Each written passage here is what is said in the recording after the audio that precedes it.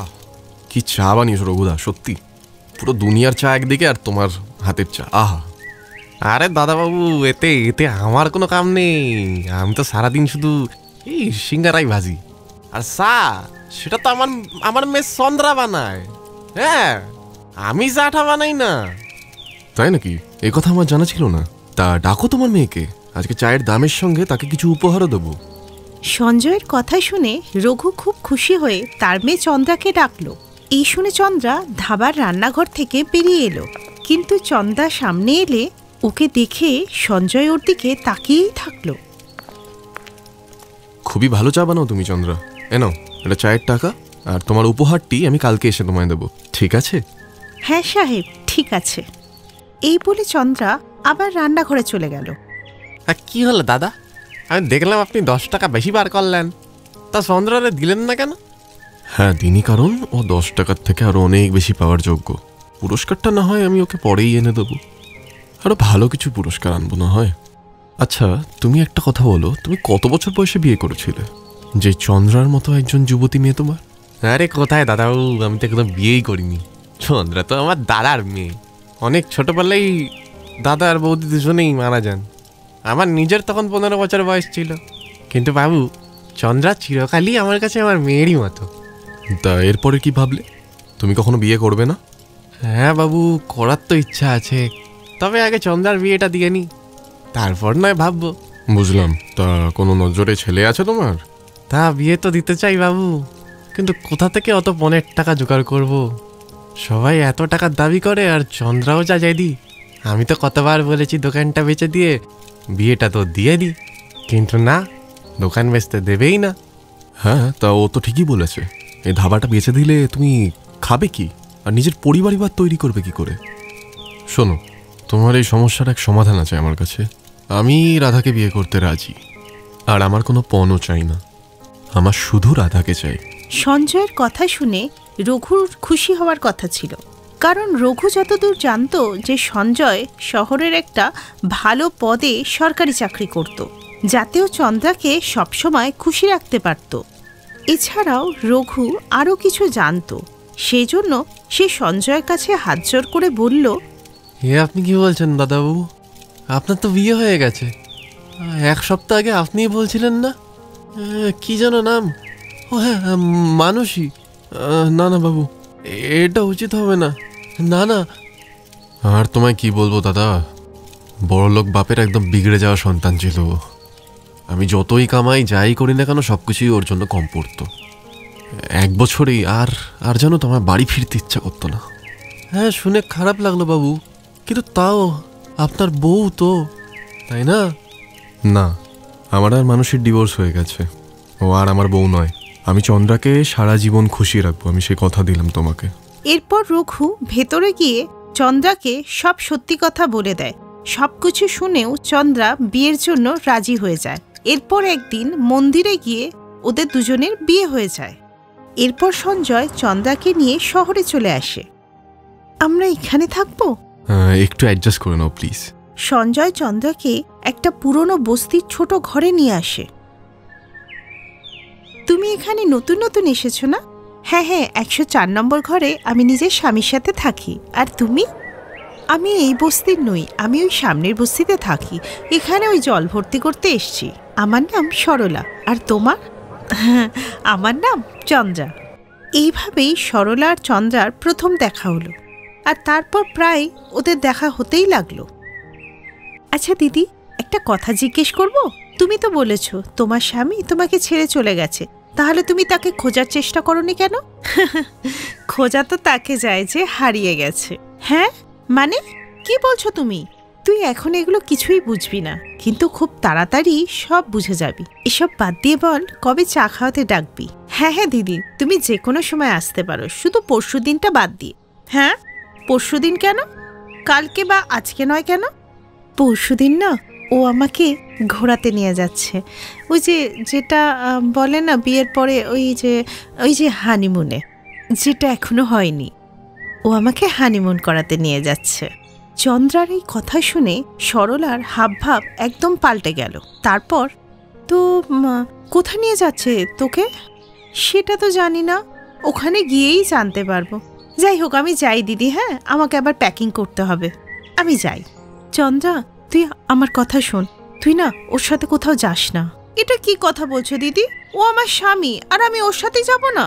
ও তো তোকে ফাঁসিয়ে এখানে নিয়ে এসছে, আর ও খুব খারাপ করবে তোর সাথে। চুপ করো দিদি, চুপ করো। তোমার স্বামী তোমাকে ছেড়ে গেছে বলে সবার স্বামী এরকম হবে? তুমি সবাইকে এভাবে দোষ দিতে পারো না।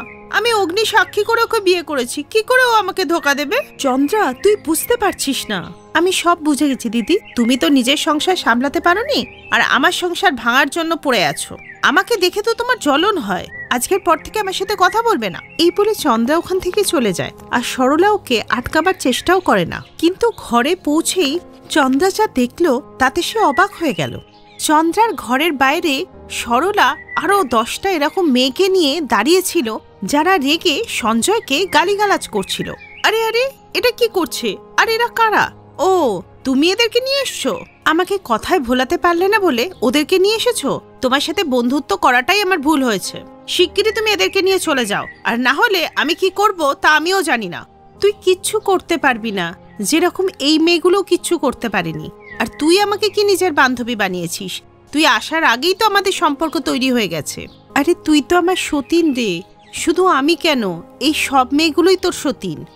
সঞ্জয় আমাদের সবাইকে ঠকিয়ে বিয়ে করেছে, আর এক এক জায়গায় নিয়ে গিয়ে আমাদের বিক্রি করে দিয়েছে। এই সব মিথ্যে। আমি ছাড়া ওর একটা স্ত্রী ছিল মানসী, সেটাও আমাকে আর আমার কাকাকে আগেই জানিয়ে দিয়েছিল। তোর জন্য মানসী, আমার জন্য রাধা, আর এই মেয়েগুলোর জন্য আরো অন্য কেউ। চন্দ্রা, এগুলো ওর ফাঁদ ছিল আমাদের মতো গরিব মেয়েকে ফাঁসাবার জন্য। না হলে তুই এটা ভাব না, তোর কাকা এমনি যাত্রার সাথে তোর বিয়ে দিয়ে দিত। এই বলে সরলা চন্দ্রার ঘরের দিকে তাকালো, যেখানে সঞ্জয়কে পুলিশরা হাতকড়া পরিয়ে নিয়ে আসছিল। চন্দ্রা তখনই পুলিশের সাথে গিয়ে কথা বলল, আর তারপর সে জানতে পারলো যে সরলাই ওর প্রকৃত বান্ধবী। সঞ্জয় সত্যি ওকে নিজের সাথে নিয়ে গিয়ে বিক্রি করতে চাইতো, আর সরলার জন্যই ও আজকে বেঁচে গেল। পর সঞ্জয় তার কৃতকর্মের শাস্তি পায়, আর সরলা নিজের কাছেই চন্দ্রাকে রেখে দেয়।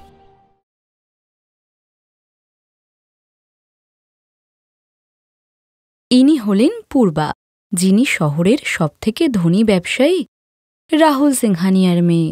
বাই বাবা, আমি কলেজে যাচ্ছি। জাস্ট 1 সেকেন্ড, আমি অফিসের জন্য বেরোচ্ছি। আমি তোমাকে ড্রপ করে দেবো। থ্যাঙ্কস বাবা, but I am getting late. তুমি খেয়ে নাও, আমি ঠিক চলে যাব। আরে মা, দাঁড়া না, আসছি তো। এই বলে পূর্বার বাবা হাতে স্যান্ডউইচ নিয়ে পূর্বার সঙ্গে গাড়িতে গিয়ে বসে পড়ে। ড্রাইভার, আগে কলেজে নিয়ে চলো। পূর্বাকে ড্রপ করে তারপর অফিসে যাব। হ্যাঁ রে মা, বল কলেজ কেমন চলছে? খুব ভালো বাবা। মা, আমি কিছুতেই বুঝতে পারি না, শহরের এত ভালো ভালো কলেজ থাকতে তুই ওই ভিখারি কলেজটাকেই কেন চুজ করলি? বাবা, আমার কলেজটা সরকারি হতে পারে, কিন্তু ওখানে সব টিচার বেস্ট। তোমার ওই সো কল্ড নামি দামি কলেজগুলো ফেসিলিটি অনেক দেয়, কিন্তু ওখানকার টিচাররা শুধু স্যালারি চেনে। শ্যাম দাদা, এখানেই গাড়ি থামিয়ে দাও। এখানে কেন? কলেজ তো আরো সামনে। না বাবা, আমার বন্ধু বাইরেই দাঁড়িয়ে আছে, আমি ওখানে এত দামি গাড়ি চেপে যেতে চাই না। এই বলে পূর্বা গাড়ি থেকে নেমে গেল। স্যার, পূরবী ম্যাডাম কতটা বোঝে? মেয়েটা কার সেটা তো আগে দেখতে হবে। আসলে ও চায় না কেউ জানুক ও কত বড়লোক বাবার মেয়ে। জানলেই তো ওই ভিখারিগুলো এসে ওকে পয়সার জন্য চালাবে। রাহুলের কথা শুনে ড্রাইভার শ্যাম মনে মনে হাসতেই থাকে, কারণ সে পূর্বাকেই ছোট্ট থেকে চেনে। পূর্বা আসলে তার বন্ধুদের সামনে এটা দেখাতেই চায় না যে সে অনেক বড় লোক। আসলে মানুষজনদের নিয়ে পূর্বা আর তার বাবার ধারণা সম্পূর্ণ আলাদা। এদিকে কলেজে বলি ম্যাডাম, এতক্ষণ কোথায় ছিলেন? সরি, তুমি তো জানো এই শহরে বাসে কত ভিড় হয়। চিন্তা নেই ম্যাডাম, বিয়ের পর আমি বাইকে করে তোমাকে সব জায়গায় নিয়ে যাব। তখন তোমাকে আর বাসে ট্রামের ঝামেলায় পড়তে হবে না। আচ্ছা, আর এই বাইকটা কোথায় পাবে? আমার বাড়ি থেকে কিন্তু কোনো বাইক দিতে পারবে না, বলেই দিচ্ছি। আমার তোমাকে ছাড়া আর কিচ্ছু চাই না। আমি প্ল্যান করেই রেখেছি। গ্রামে আমাদের একটা ছোট্ট জমি আছে, বাবার এখন বয়স হয়েছে, তাই জমিটা বেচে একটা বাইক নেব, আর বাকি টাকা দিয়ে একটা দোকান কিনবো। কোথায়? এই শহরেই? এই যে ম্যাডাম, এতটাও বড়লোক নই কিন্তু আমি। আমাকে বেচলেও শহরে কিন্তু একটা দোকানও আসবে না। কেশবের কথা শুনে পূর্বা জোরে জোরে হাসতে লাগলো। কেশব আর পূর্বা একই সঙ্গে কলেজে পড়তো আর তারা একে অপরকে পছন্দও করত। যদিও কেশব তার ব্যাপারে সবকিছু পূর্বাকে বলে দিয়েছিল, কিন্তু পূর্বা কেশবকে কখনোই এটা বলেনি যে সে আসলে কত ধনী পরিবারের মেয়ে। কেশব একজন দরিদ্র কৃষকের ছেলে যে গ্রাম থেকে শহরে পড়তে এসেছে। আর কলেজের পড়া সম্পূর্ণ হওয়ার পর একদিন, আমি তোমার বাড়ির লোকেদের সাথে দেখা করতে চাই। ওদের সঙ্গে দেখা করে কি হবে? আরে ওদের সাথে আলাপ না করালে তোমার হাতটা কার কাছে চাইবো? আচ্ছা, আর ওরা আমাকে একটা বেকার ছেলের সঙ্গে বিয়ে দেবে? ও মিস্টার, আগে কিছু কাজকর্ম করো, তারপর বিয়ে করো। আচ্ছা, তবে ডান। আমি নেক্সট মান্থের মধ্যেই গ্রামের ওই জমিটা বেচে গ্রামেই একটা দোকান কিনবো আর একটা বাইকও কিনবো। আর এই বাইকে করে ম্যাডাম আপনাকে নিয়েও যেতে আসবো। তবেই তো শ্বশুরমশাই বুঝবে যে ছেলের পয়সা আছে। কেশবের কথা শুনে পূর্বা হাসতে থাকে। আর কিছুদিন কাটার পর পূর্বা সাহস করে কেশবের কথা তার বাবা রাহুল সিংহানিয়াকে বলেই ফেলে। আর কেশবের আর্থিক অবস্থার কথা শুনে রাহুল তো রেগে একেবারে লাল হয়ে যায়। কি বললে তুমি? কৃষকের ছেলে? আর ও নিজে কি করে? বাবা, ওর গ্রামে একটা দোকান আছে। কি বললে? গ্রামে? Are you gone mad? ওই ভিখারিটার সাথে তুমি কি করে থাকবে? রাহুল সিংহানিয়ার মেয়ে এক গ্রামে গোবর আর কাদার মধ্যে থাকবে? বাবা, বোঝার চেষ্টা করো, আমি ওকে ভালোবাসি। আর ওকে ছাড়া আমি... শাট আপ পূর্বী। নিজের না হয় কমসে কম আমার স্ট্যাটাসের ব্যাপারে তো ভাবো। আই এম সরি বাবা, কিন্তু আমি স্ট্যাটাস দেখে ভালোবাসিনি, আমি মানুষটাকে ভালোবেসেছি। ও, তার মানে তুমি ডিসিশন নিয়েছ। ঠিক আছে, আমি সবটাই বুঝে গেছি। তুমি মানুষ দেখে ওকে ভালোবাসলে আর ও তোমার পয়সা দেখে। আমি ওকে আমার একটা কণা করিয়েও দেব না। ভালো করে কান খুলে শুনে নাও। বাবা, ও তো জানেই না যে তুমি আমার বাবা, আর ও কোনো পণও চায় না। পণ তো অনেক দূরের কথা, আমি ওই ভিখারিটার মুখও দেখতে চাই না, বুঝলে? এই কথা বলে রাহুল সেখান থেকে চলে যায়। আর পূর্বা এটা বুঝতে পারে যে কেশবের সঙ্গে বিয়ে করতে কখনোই তার বাবা সম্মতি দেবে না।